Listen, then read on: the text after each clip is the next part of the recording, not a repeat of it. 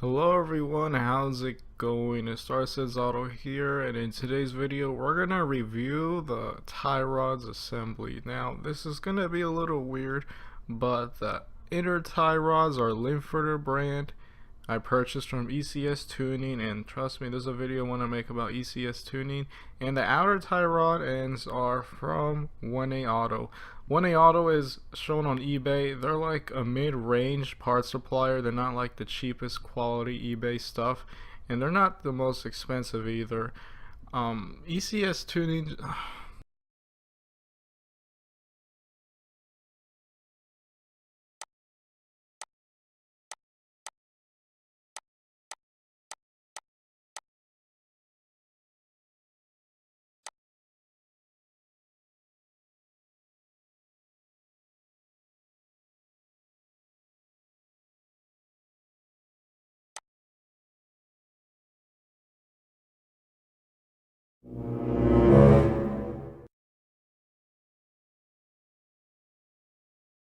Wow.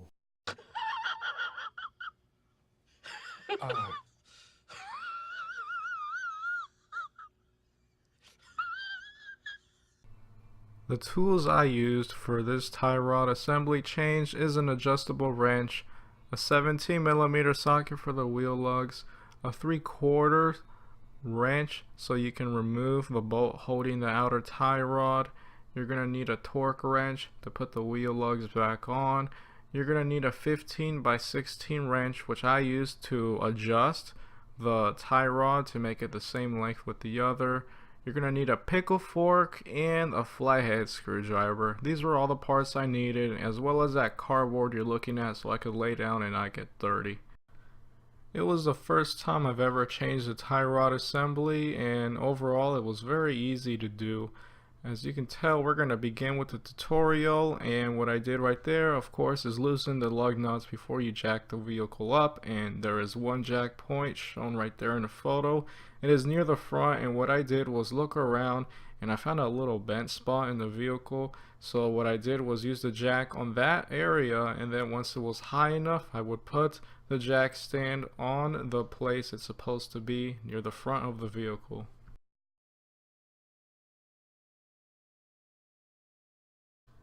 You don't have to, but what I did after the wheel was off is put it under the vehicle in case the jack stand would fail.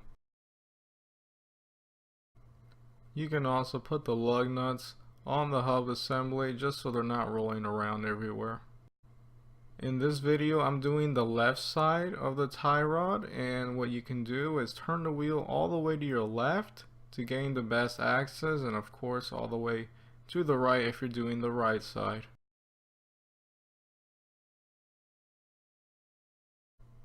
At this point you want to loosen the bolt holding the tie rod in place, but do not completely remove it.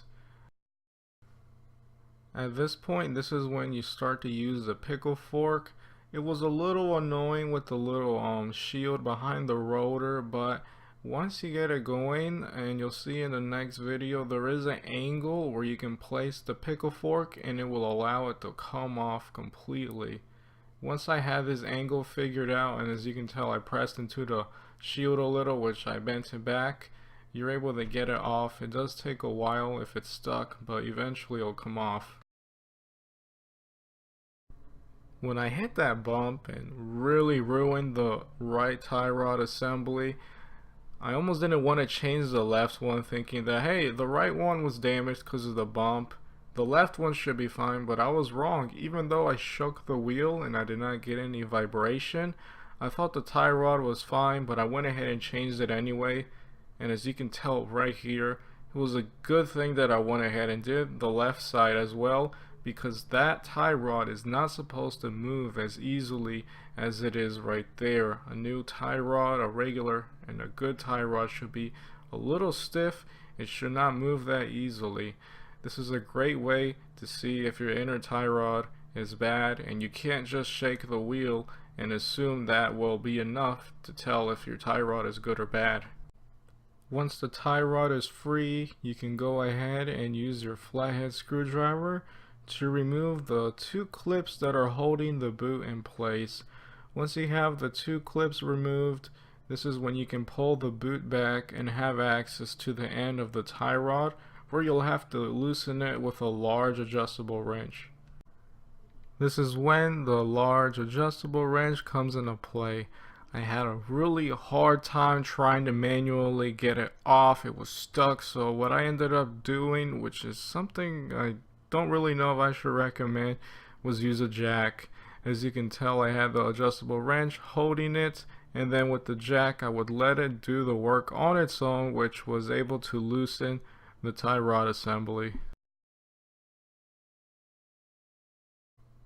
And what you'll have to do with the new tie rod assembly is to get it as close as you can in terms of length from each of the ends.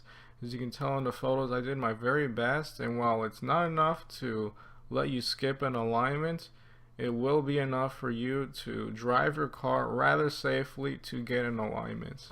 It will also be easier if you already have the boot on before you place the tie rod assembly in. Just don't have the boot exactly where it's supposed to be, so you can tighten it and then slide the boot to where it's supposed to be. Once you have everything good to go and tightened to the correct torque spec, the last thing you have to do is put the two tie straps on and of course tighten the tie rod outer end to 35 foot-pounds of torque. I had such a hard time putting the back tie strap on that I actually didn't put it on. I just covered it, drove to the alignment place, and I had them do it for me. They charged me $10, and considering how annoying it was well worth the work.